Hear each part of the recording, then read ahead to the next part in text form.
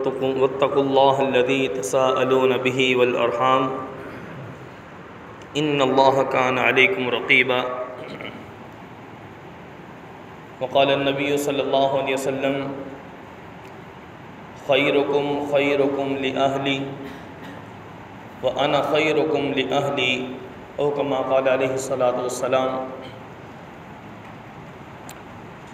میرے دوستو، ہمارا موضوع چل رہا تھا میاں بیوی کے ایک دوسرے پر حقوق۔ یہ شادی کے ذریعے دو خاندان ایک ساتھ جمع ہوتے ہیں اور کتنے حقوق ایک دوسرے کے لازم ہوتے ہیں۔ معاشرے کو شریعت نے جوڑا ہے افراد سے، ٹھیک ہے، اور معاشرہ میں نے کل بتا دیا افراد کے مجموعے کا نام ہے، اور ان افراد میں جب تک اتفاق ہوگا اس وقت تک اس معاشرے کے اندر زندگی گزارنے میں مزہ بھی آئے گا۔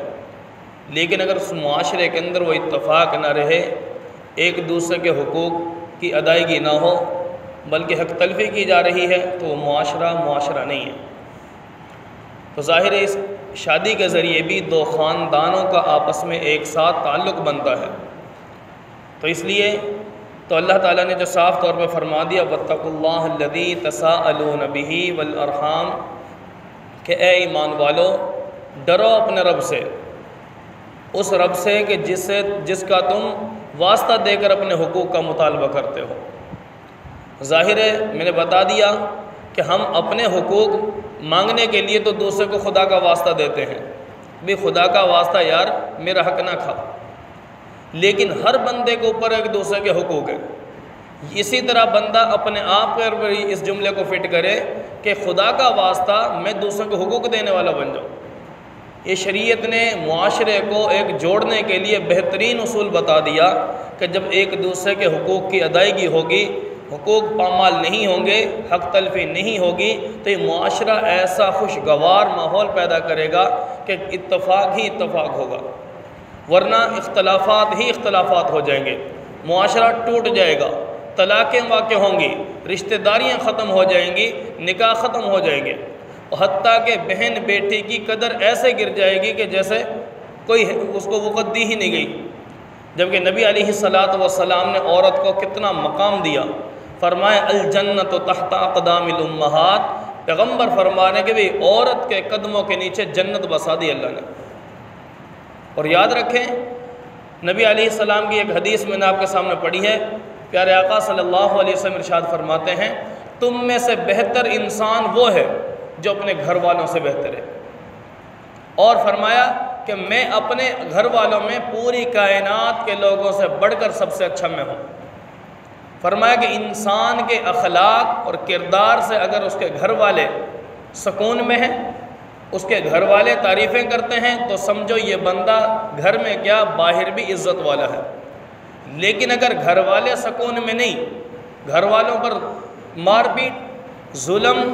تشدد، گھر والوں کو سکون نہیں دے رہا، باہر چاہے کتنے ٹھاٹ باٹ سے رہ رہا ہو، چاہے لوگ سلوٹ مار رہے ہوں اس کو، لیکن یہ انسان معاشرے کا ذلیل ترین انسان ہے۔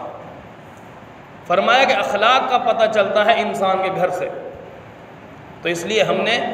سب سے پہلے اپنے گھر والوں کے ساتھ اچھا ہونا ہے۔ اور یہ میں نے جو موضوع ویسے ہی پورے مستقل ایک صورت ہے 4 پارے کی جس کے اندر یہ حقوق ذکر کیے گئے، تو نبی علیہ السلام نے ارشاد جو فرمایا ہے کہ وہ بہترین انسان وہ ہے جو اپنے گھر والوں سے بہتر ہے۔ اور یاد رکھیں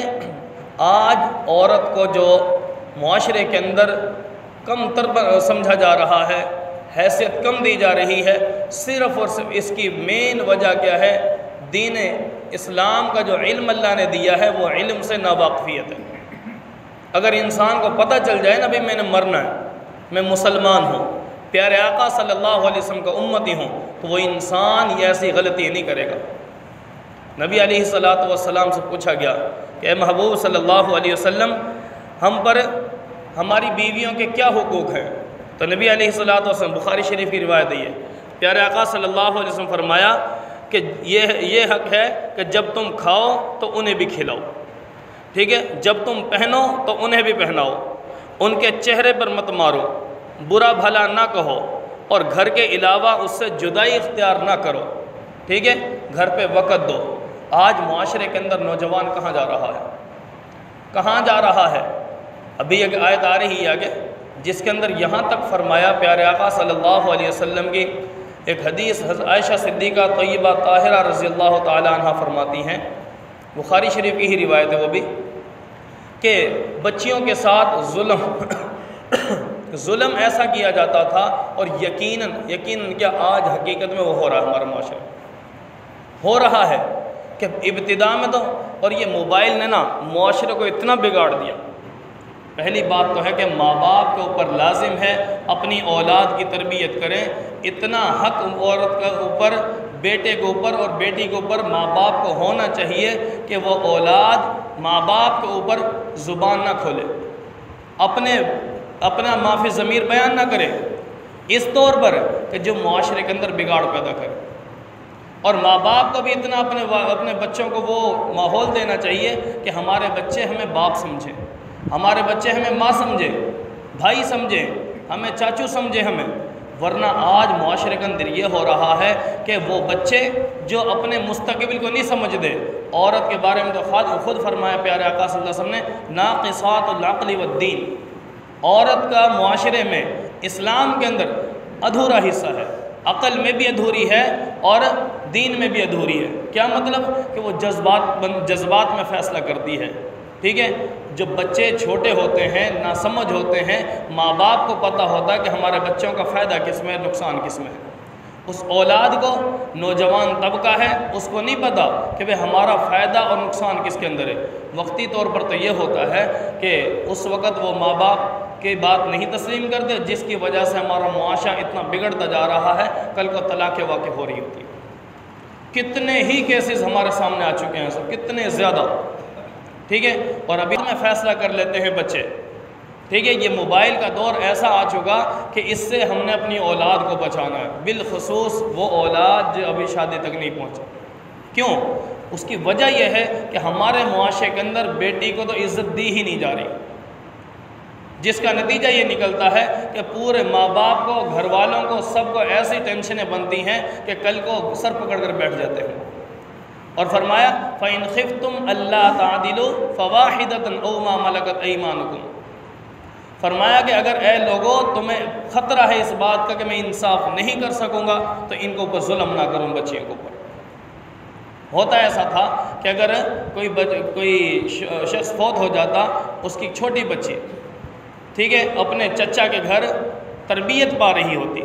ٹھیک ہے، اور اس کے پاس، اس بچی کے پاس اپنے باپ کی وراثت میں سے حصہ بھی ہوتا، مال بھی ہوتا، اور وہ بچی خوبصورت ہوتی، تو فرمایا حضرت عائشہ رضی اللہ عنہ فرماتی ہیں کہ وہ چچا اپنے بیٹے کے لیے اس کو لے لیتا، یا وہ چچا زاد بھائی اس سے رشتہ کر لیتا، اور اپنا وقتی مفاد نکال کر اس بیٹی کو دھکے دے دیتا، مال پر قبضہ کرنے کے لیے، وقتی حسن و جمال کے لیے۔ وہ بچہ اس بچی سے وقتی مفاد کے لیے یہ کرتا، بعد میں دھکا دے دیتا۔ اور آج یقین حقیقت میں یہ ایسا ہو رہا ہے۔ اس بچی کا کیا قصور ہے جس کو طلاق واقع ہو رہی ہے؟ اگر یہی باپ کو، اس شوہر کو سمجھ آ جائے بات کہ مجھ پر اس بیٹی کا کیا حق ہے، پیارے آقا صلی اللہ علیہ وسلم کی تعلیم کی روشنی میں ہمیں یہ ملتا ہے کہ وہ ایک بچی، ایک انسان کی خاطر اپنے ماں باپ، گھر بار، بہن بھائیوں، رشتہ داری سب کو چھوڑ کر ایک بندے کی خاطر آ رہی ہے۔ اگر وہ بندہ بھی اس بچی کا نہیں بنتا تو اس بچی کا کون ہے پھر دنیا میں؟ اور فرمایا، نبی علیہ الصلوۃ والسلام کی حدیث کا مفہوم ہے، اللہ تعالیٰ نے فرمایا کہ بندے یہ عورت میں نے تجھے امانت دی ہے، یہ میں نے تیرے آسرے پہ تجھے دی ہے، اب انصاف کرنا تیرے اوپر ہے، ورنہ کل قیامت کے دن تجھ پر ایسا ظلم کیا جائے گا، اس تیرے ناانصافی کا ایسا تجھ کے اوپر مسلط کیا جائے گا اس کو کہ تو قیامت کے دن جان نہیں چھڑا سکے گا۔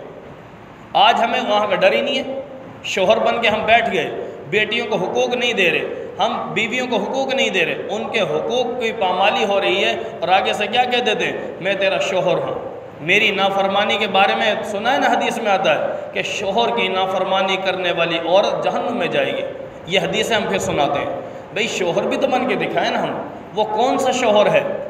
جس کی نافرمانی؟ وہ شوہر ہوگا جو بیوی کا حق پورا کا پورا ادا کر رہا ہے،